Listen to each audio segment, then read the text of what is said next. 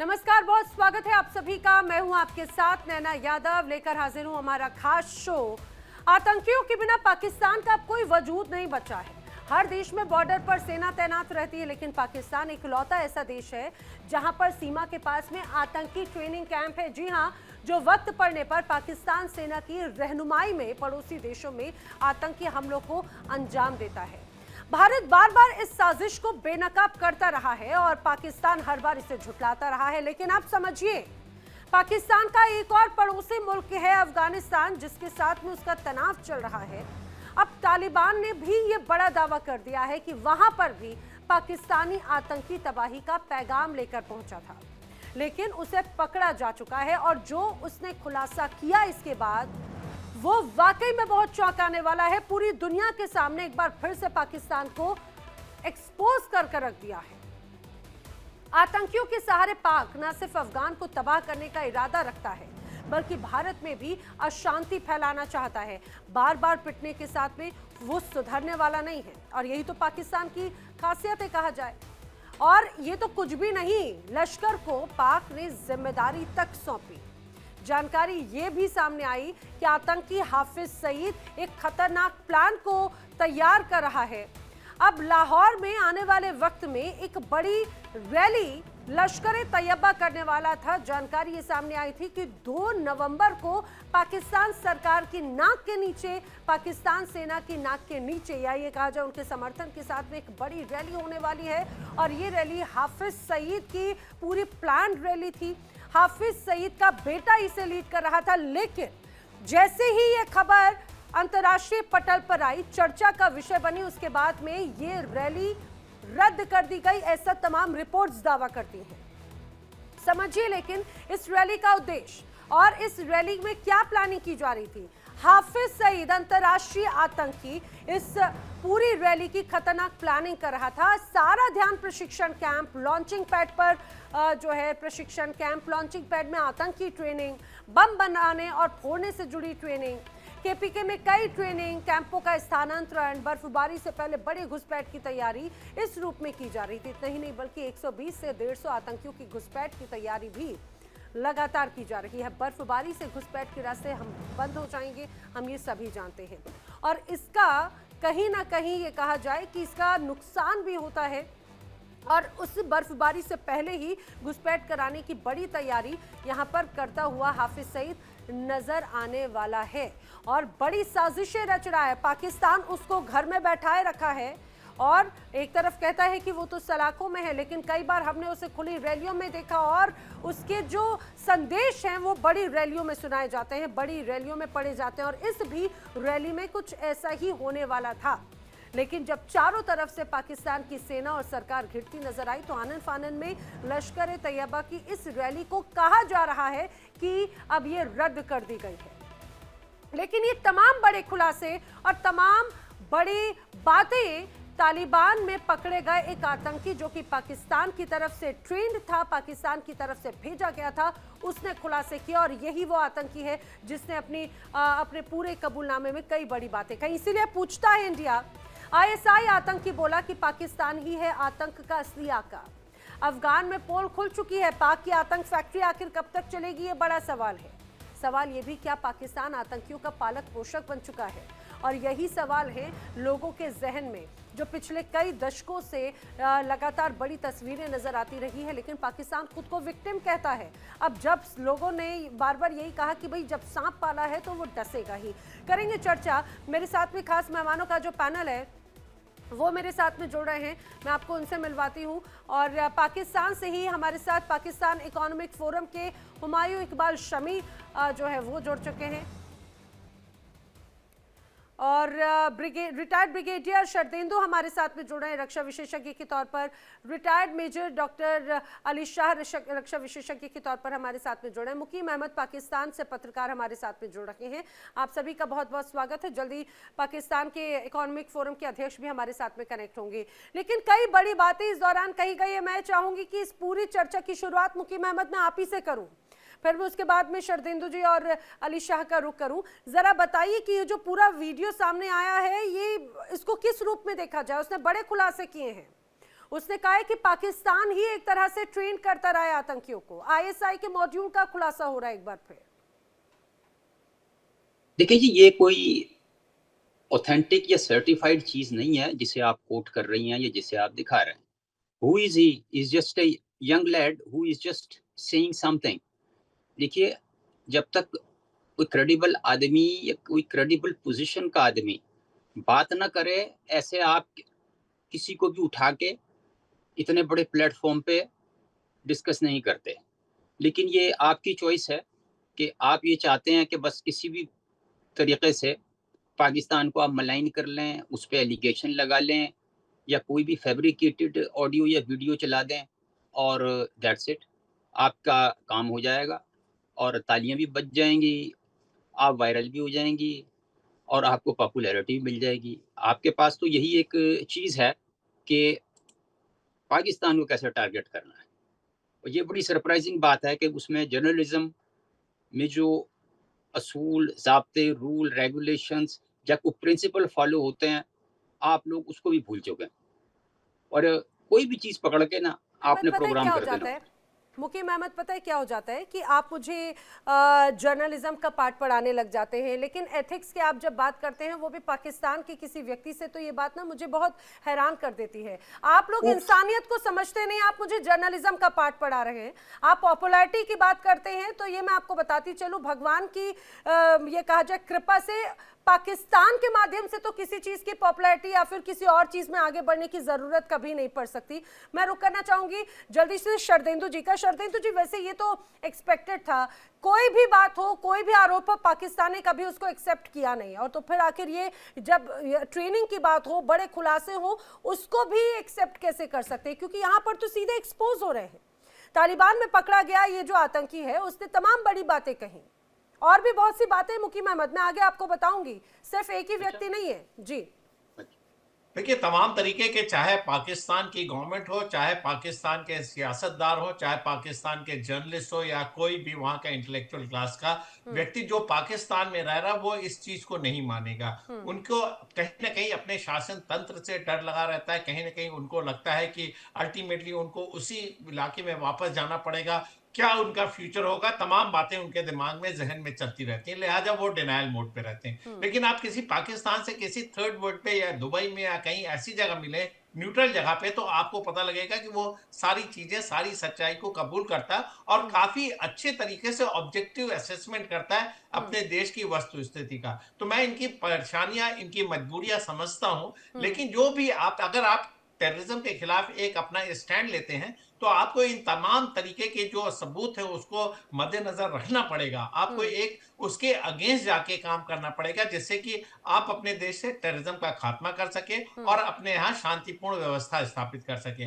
आप हमेशा से डिनायल मोड में रहेंगे, हाफिज सईद को ट्रेनिंग देंगे, पैसे देंगे, उनके लश्कर तैयबा को पैसे देंगे, उनके ट्रेनिंग एस्टेब्लिशमेंट को सेटअप करेंगे और स्टेट स्पॉन्सर्ड टेररिज्म फैलाएंगे, तो आप किसी भी एविडेंस, किसी भी सबूत को नहीं मानेंगे। जितनी भी आतंकवादी घटनाओं को अंजाम हिंदुस्तान में, पाकिस्तान ने दिया है, हमने तकरीबन हर एक के सबूत आपको दिए, लेकिन आपने किसी सबूत को माना नहीं। लिहाजा जब आप अगर टेररिज्म से सफर कर रहे हैं, तो आपको एक अपनी सोच में बदलाव करना पड़ेगा। इन टेररिस्टों के जो ट्रेनिंग इलाके हैं उसको खात्मा करना पड़ेगा, और आपके जो सैनिक जो इसमें डायरेक्टली इन्वॉल्व होते हैं, उनकी ट्रेनिंग में, उनको हथियार देने में, उनको ट्रेनिंग कराने में, उसको बंद करना पड़ेगा। जब तक आप अपनी सोच और अपनी दिशा नहीं बदलेंगे, तब तक आप भी टेररिज्म से सफर करते रहेंगे और आप हर फ्रंट पे मार खा रहे हैं। टेररिस्ट आपके कंट्रोल में है नहीं। ये ऐसा सिस्टम है, अगर आप इसको बढ़ाएंगे, पनपाएंगे, तो ये आपको ही डसेगा। ये सारी दुनिया में तमाम कहावतें, कई बार हम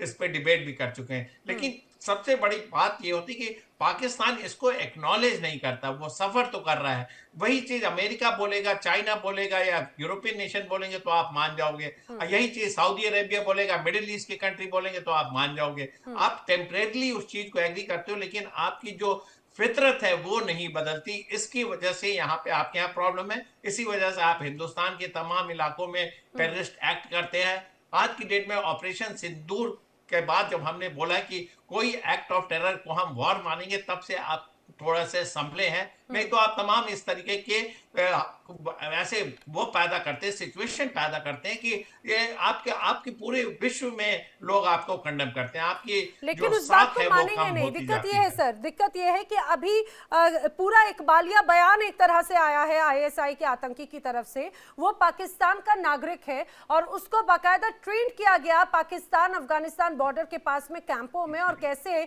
12 से 15 साल के बच्चों को लेकर जाया करते हैं और उनको ट्रेनिंग दी जाती है, बाकायदा कैंप की, हथियार चलाने की, आतंकी बनाने की पूरी तैयारी। लेकिन एक तरफ चर्चा की बात होती है। मैं अलीशा का रुख कर रही हूं। अलीशा, कहा जाता है कि जब दो दोस्त दुश्मन बन जाते हैं तो वो और भी ज्यादा घातक हो जाते हैं। तो अफगानिस्तान और पाकिस्तान के साथ में भी अभी ऐसा लगता है ऐसी ही परिस्थिति है। पहले दोस्त हुआ करते थे और अब तो ऐसे है कि जो दोनों एक दूसरे के खून के प्यासे हो गए हैं। तुर्की में बातचीत चल रही है टेबल पर, लेकिन साजिशें लगातार जारी हैं अभी भी यहाँ पर तबाही मचाने की। और उसका एक बहुत बड़ा जीता जागता उदाहरण ये वीडियो में कबूलनामा है इस आईएसआईएस के आतंकी का। बिल्कुल नैना जी, आपने फरमाया। देखिए, दो दोस्त जो जानते हैं, एक दूसरे की कमजोरियां समझते हैं, एक दूसरे की ताकतें समझते हैं, जानते हैं एक दूसरे को, लेकिन जब वो ही दो जब दुश्मन बन जाते हैं, क्योंकि वो जानते हैं एक दूसरे को, तो तभी कहा जाता है कि वो और भी ज्यादा घातक बन जाते हैं, क्योंकि फिर खुंदक और ज्यादा होती है। अफगानिस्तान और पाकिस्तान जो अच्छे मुल्क, अच्छे दोस्त थे ये, और मैं बताऊं जितना नुकसान पाकिस्तानियों ने किया है मुसलमानों का वर्ल्ड ओवर, उतना नुकसान किसी ने नहीं किया। इसलिए मैंने एक चिट्ठी लिखी थी जैश ए मोहम्मद को, टेररिस्ट आउटफिट को, और मैंने उस ओपन लेटर लिखा था मैंने, उसमें मैं समझाया था कि भाई ये सबसे बड़े दुश्मन आतंकी यही मुसलमानों को सबसे खराब देते हैं। आप सॉरी, ये माफ कीजिएगा, ये पाकिस्तानी भाई साहब बैठे हैं पत्र, ये देखिए आप हमारे एंकर को पत्रकार जर्नलिज्म का ज्ञान दे लगते हैं। आप देखिए तो आपके यहाँ इतना फेक न्यूज चल रहा है, और अगर आप जाते नैना जी को, आप आते हैं चैनल पे, ऐसे ये बात नहीं है, कोई नए नवेले नहीं आए हैं आप, इनकी बहुत रिस्पेक्ट है हिंदुस्तान में नहीं विदेश में। एक आप ही हैं अनोखे पाकिस्तानी जो fake news, fake propaganda, fake narrative चलाते हैं। भाई जंग हारने के बाद क्वेश्चन हुआ है आपके चीफ ऑफ आर्मी स्टाफ और फील्ड मार्शल बनाया नहीं करना आपको, और यही अयूब खान ने किया था। तो आप देखिए, अगर मैं बीमार हूँ, वो तो है आप, वो तो है, पता लग रहा है। अरे अगर मैं बीमार हूँ और मैं डॉक्टर के पास जा रहा हूँ कि मेरे को तकलीफ है, मैं पहचान ही नहीं, मेरे को तकलीफ है, मैं कबूल ही नहीं कर रहा, तो कैसे होगा भैया? कोई पेरेंट्स जाते हैं पेरेंट्स टीचर मीटिंग के लिए, अगर टीचर बोलती है कि बच्चे को ये प्रॉब्लम है, और अगर माँ आर्ग्यू करे तो हम कैसे हल निकालेंगे? लेकिन मुझे लगता है कि सबसे बड़ी बात तो ये हो जाती है अलीशा कि भले ही बात बार बार इसको डिनाई करते हो, और वही एक्सपेक्टेड है। हमें पता था कि जब अगर वीडियो इस तरह के तमाम सबूत भी मिल जाएं तो कभी भी एक्सेप्टेंस तो ऑफ कोर्स नहीं आएगा, और किस मुंह से एक्सेप्ट करेंगे। मेरे साथ में इस दौरान एक और पाकिस्तान से मेहमान जुड़ चुके हैं, हुमायूं इकबाल शमी, जो कि अध्यक्ष है PEF के, पाकिस्तान इकोनॉमिक फोरम के। हुमायूं इकबाल शमी, सबसे महत्वपूर्ण बात यही हो जाती है, एक तरफ अफगानिस्तान और पाकिस्तान के बीच में टर्की में शांति समझौते पर चर्चा, और कई मर्तबा, सिर्फ टर्की ही नहीं, इसके पहले हमने कतर और दोहा में भी देखा, लेकिन इसके बावजूद एक दूसरे को नुकसान पहुंचाने के लिए आतंकियों का आदान प्रदान हो रहा है। आईएसआईएस का जो आतंकी है, आईएसआईएस के जो मॉड्यूल हैं, वो पाकिस्तान के अलग अलग इलाकों से ओपन हो रहे हैं। आईएसआईएस के आतंकी जो कि पाकिस्तान में ट्रेंड हुआ, तालिबान को टारगेट करने के लिए उसे अफगानिस्तान भेजा गया। ये किस तरह की पीस टॉक है? चले मैं ये बात कर देता हूँ आपको। अभी आपसे पहले जो अभी बात कर रहे थे, इनका तो खैर मैं जवाब ही नहीं दूंगा, मुझे नहीं मालूम ये क्या बात कर रहे थे, और उनको खुद भी होश नहीं थी क्या बात कर रहे थे। लेकिन जो हिंदुस्तान से जो बात कर रहे थे आपके इंडियन, उन्होंने कुछ बातें की कि पाकिस्तान जो है वो बाकायदा वो कोई टेररिस्ट प्रमोट करता है वगैरह वगैरह, और उन्होंने बड़े बड़े नाम भी लिए, कुछ जैश ए मोहम्मद और वगैरह वगैरह।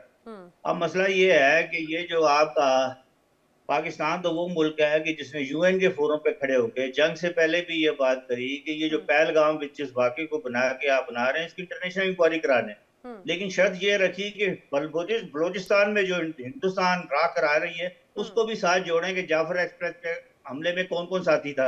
आप लोगों ने रिफ्यूज कर दिया।